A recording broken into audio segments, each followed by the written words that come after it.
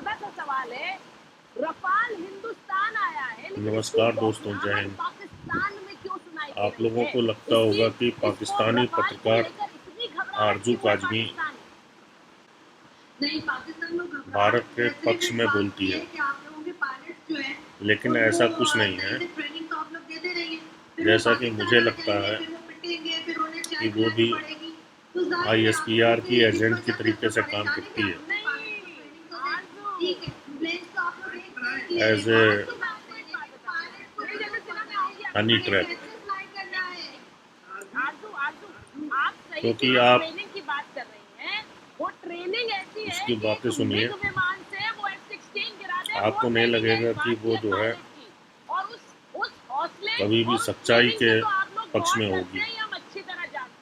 अंदर से वो पाकिस्तान के ही पक्ष में होती है, लेकिन भारतीयों को अपनी तरफ अट्रैक्ट करने के लिए वो लगता है कि वो भारतीयों के पक्ष में बात कर रही है, लेकिन ऐसा मुझे नहीं लगता। This is my point of view. Thank you. और आप आगे देखिए जो ये महाभारत पे सुचारता कहती की डिबेट चल रही है। धन्यवाद।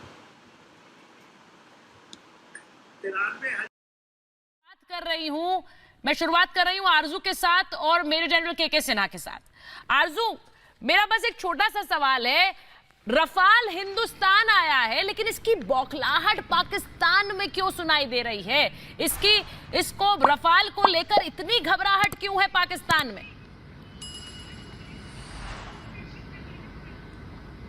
नहीं, पाकिस्तान में घबराहट सिर्फ इस बात की है कि आप लोगों के पायलट्स जो हैं उनको सही से ट्रेनिंग तो आप लोग देते नहीं है, फिर वो पाकिस्तान आ जाएंगे, फिर वो पिटेंगे, फिर उन्हें चाय पिलानी पड़ेगी, तो जाहिर है आप लोगों के इस वजह से हम लोग परेशान है कि आप अपने पायलट्स को ट्रेनिंग तो ठीक है, प्लेन्स तो आप लोग एक ले रहे हैं, बहुत अच्छी बात है, लेकिन पायलट्स को कैसे फ्लाई करना है? आरजू, आप सही से जिस ट्रेनिंग की बात कर रही हैं, वो ट्रेनिंग ऐसी है कि एक मिग विमान से वो F-16 गिरा दे, वो ट्रेनिंग है एक भारतीय पायलट की।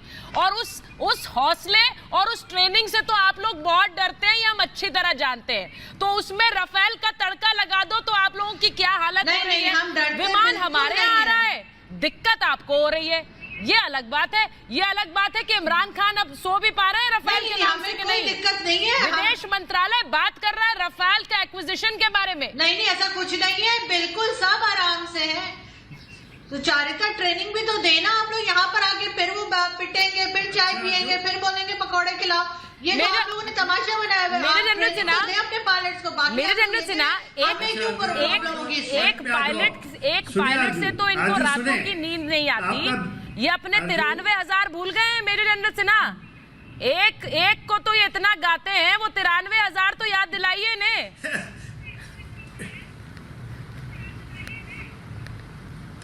93,000 की बात तो देखिए, इनके अभी उनके सारे चीजें ही पड़ी हुई हैं।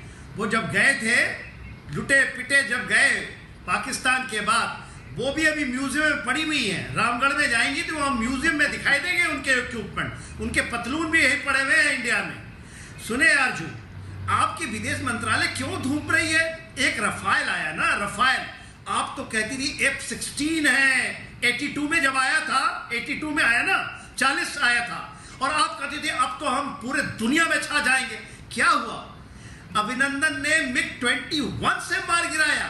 सोचिए, अमेरिका कहता है कि इस बार यदि आप यूज करोगे भारत के खिलाफ तो हम उसको वही ब्लॉक कर देंगे। और आपको पता है आज पूरा विश्व हमें, अमेरिका कहता है F-35 हम देंगे, 5th जनरेशन एयरक्राफ्ट। यूके कहता है 6th जनरेशन एयरक्राफ्ट के साथ काम कीजिए हमारे साथ, जिसमें कि AI लगा हुआ, आर्टिफिशियल इंटेलिजेंस। रशिया कहता है Su-30-35 के ऊपर में हम देने के लिए आ रहे हैं सामने। फ्रांस देना चाहता है। दुनिया के आप उन्हीं के पास कहते हैं कि भारत को आप हथियार क्यों देते हो? सर मैं तो ये कह रही हूँ 5 से हालत है 36 पर क्या होगा? शहजाद यूनुस शेख, जब आपको सवालों का जवाब देना हो तब आ जाइएगा वापस। आरजू को लीजिए, हटाइए शहजाद यूनुस को। शहजाद यूनुस, मैं यहाँ पर आपका भाषण सुनने के लिए आपको आमंत्रित नहीं किया है, सॉरी। सवाल सुनकर जवाब देंगे तो कहना चाहूंगा, एक बात और कहना चाहूंगा, जो पहले इनकी मोहतरमा थी उन्होंने बात कही थी कि हमारे पायलट इनके इलाके में आ जाएंगे। अरे भाई, आपको मालूम होना चाहिए कि राफेल में रफाल के आने से पाकिस्तान में बौखलाहट क्यों है, ये मैंने पहले पूछा। बड़ी बात ये है, हम कुछ भी प्रोक्योर करें, हम कुछ भी खरीदें, ये हमारा इंटरनल डिसीजन है। हम पाकिस्तान की तरह पिछलग्गू नहीं है। रिजवान नसीर कह रहे हैं आपने खरीदा तो हम भी खरीदेंगे, उसके लिए पैसा भी तो चाहिए मैम, पैसा भी तो चाहिए। सुचारिता में एक बात, एक मिनट गुप्ता पहले उन्हें जवाब दिया, वो आपको लेना चाहिए, बल्कि आपको और भी ज्यादा खरीदना चाहिए। एक सेकंड, आपको और भी ज्यादा खरीदना चाहिए, क्योंकि आप चाइना से भी पिट रहे हैं, आप नेपाल से भी पिट रहे हैं, पाकिस्तान भी आपको मार लगा रहा है। आपको इस तरह की चीजों की बहुत जरूरत है। सुचारिता और ले आप लोग, इसलिए कि हो सकता है उससे आप लोग कुछ पिटना आपका कम हो जाए। चाइना आपको मार लगा लगा के आप लोग थकते नहीं है मार खाने से, तो आपको तो बहुत ज्यादा जरूरत है इन चीजों की। पाकिस्तान को तो कोई मार नहीं लगा रहा। पाकिस्तान क्यों लेगा? पाकिस्तान तो बिल्कुल कॉन्फिडेंट है, पाकिस्तान आराम से बैठे है, पाकिस्तान तो तमाशा देख रहा है। आप लोग चारों तरफ से पिट रहे और पाकिस्तान को बहुत मजा आ रहा है। कहाँ राजा भोज, कहाँ गंगू तेली, इसी तरह से कहाँ राजा भोज। सुपर पावर इंडिया का मुकाबला आप क्या करेंगी? सर, आपको गुर्बत की बातें करें तो ज्यादा अच्छा लगता है। सर हम मुकाबला नहीं कर रहे हैं। देखिए कहाँ राजा भोज, कहाँ गंगू तेली हम कहते हैं। मार क्यों लग रही है? Super power. मैं कर्नल टीपी त्यागी के पास आ रही हूँ। कर्नल टीपी त्यागी को लीजिए और आरजू को लीजिए। आरजू, मुझे पता है कि आप लोगों को ये बात हजम नहीं हो रही है कि हमने रफाल खरीदे और रफाल हमारे पास आ गए हैं, लेकिन मैंने आपसे पहले ही कहा कि आप लोग इतना घबराते क्यों हैं? आप ध्यान दीजिए अपने हौसले और हिम्मत पर, उसी से जंग जीती जाती है। रिजवान नसीर सही कह रहे थे, हौसला ना हो तो हर जंग हारी जाएगी। वही पाकिस्तान हर जंग हारा है। हौसला और हिम्मत कैसे होगा? कर्नल टीपी त्यागी, हौसला और हिम्मत कैसे होगा जब आर्मी चीफ कंपनियां चलाएंगे, आर्मी पर ध्यान नहीं देंगे? कर्नल त्यागी, पाकिस्तान के सर पर चढ़कर बोल रहा है क्योंकि उन्हें चाइना के दिए हुए हथियार भी बेकार है। मैं पूछता हूँ, अगर इतना ही चाइना पे यकीन था तो DF-17 का इस्तेमाल F-16 की जगह तब क्यों नहीं किया जब अमेरिकन ने मिसाइल मारा था F-16 को? और अगर चाइना पे इतना ही यकीन था तो मुझे बताओ, चाइना अपना ही J-20 इस्तेमाल न करके रशिया के दिए हुए F-27 और F-20 चाइना से इस्तेमाल करता है। तुम्हारा दर्द सर चढ़ के रहा है कि अब राफेल जिसकी एक्यूरेसी 10 मीटर है, 10 मीटर कितने पे?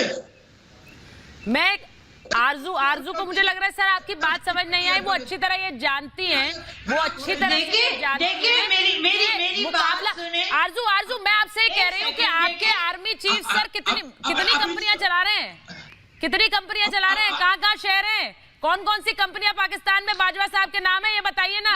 ध्यान वहाँ होगा तो हिम्मत और हौसला कैसे आएगा मैम? हिम्मत और हौसला तो उनके पास होता है जो देश के लिए सोचते हैं, देश को बेचते नहीं है। ऑन रिकॉर्ड कि आप लोगों को और उसमें लगाना और इन्वेस्ट करें, आप लोग और अपना फंड जो उसमें इन्वेस्ट करें। रिजवान नसीर गलत कह रहे हैं, आप लोग इतनी मार खा रहे हैं, आपको तो और जरूरत है चीजें लेने की। मार खा रहे हैं, गलत बता रहे हैं आपको, उनकी बातों में मत आए। नहीं कौन सी मार खा रहे हैं भाई? एक मिनट मैं रिजवान साहब और प्रोफेसर कुमार को ले रही हूँ। रिजवान और प्रोफेसर कुमार को लूंगी मैं, रिजवान और प्रोफेसर कुमार को मैं ले। एक मिनट, मेजर जनरल के सिन्हा, मुझे लग रहा है कि, और आरजू को ले लीजिए, आरजू को ले लीजिए। मैं मेजर जनरल के सिन्हा, मैं तो सिर्फ ये कह रही हूँ, कटोरा दिखाया प्रोफेसर कुमार ने, ये पाकिस्तान किस मुंह से अपने लिए फाइटर जेट्स खरीदेगा सर? उसके लिए पैसा भी तो होना चाहिए, उसके लिए पैसा होना चाहिए। कौन सा ऐसा मुल्क है जिससे कर्ज नहीं ले रखा है इन्होंने? पहले कर्जा चुकाए फिर तो कुछ खरीदे। $6 बिलियन तो ये मांग के घूम रहे हैं।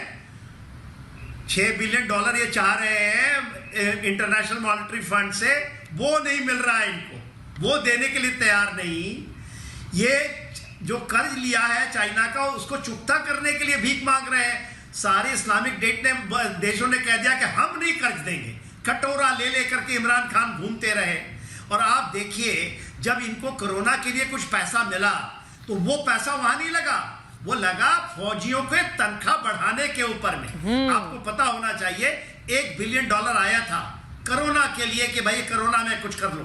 इन्होंने क्या किया, इन्होंने अपने फौज की तनख्वाह बढ़ा दी।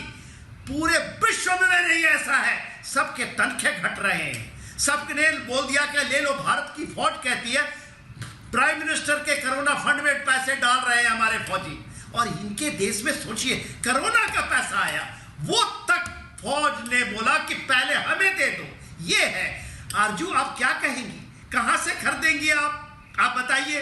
जिस देश के अंदर में आपने 12 लेकर आए J-17 भीख से, चाइना से, आपको पता है वो तेजस का मुकाबला नहीं कर सकता। हमारे तेजस वो लाइट LCA है हमारा, क्या करेगा हमारे ये जो बड़े बड़े हमारे एयरक्राफ्ट। आपको पता है मिग नहीं सर, इन्हें नहीं पता होगा, उसका वो ऑब्सोलीट हो चुका था, उसने F-16 को गिरा दिया। क्यों सर इन्हें नहीं पता होगा, क्योंकि अगर इन्हें पता, अमेरिका कहता है कि हम इनको देंगे नहीं, उड़ा नहीं सकते। इनके देश में यही कहा जाता है कि हमारे पास सब कुछ है हिंदुस्तान की टक्कर का।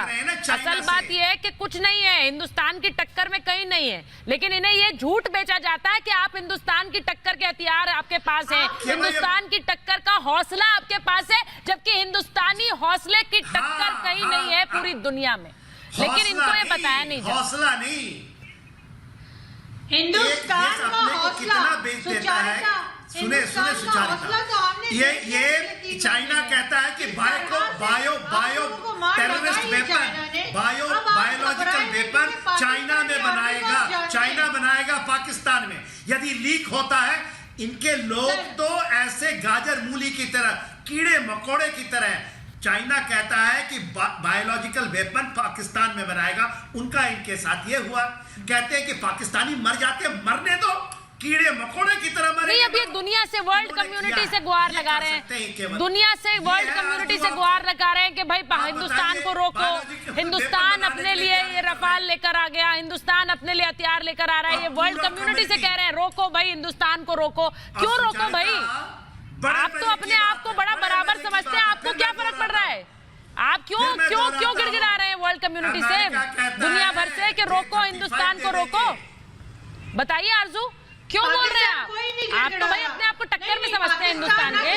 डर रहे हैं, गिड़गिड़ा रहे हैं, घबराए तो आप लोग हैं। आप अपने पैनलिस्ट को चेक करें, कितना परेशान बैठे हुए सब लोग, इस तरह की बातें कर रहे हैं, कभी कटोरा दिखा रहे हैं, कभी कुछ बोल रहे हैं। आप लोग घबराए हुए, पाकिस्तान बिल्कुल परेशान नहीं है। चाइना की तरफ 50 लोग। सर, मैं कहना नहीं चाहती आरजू, लेकिन यहाँ हिंदुस्तान में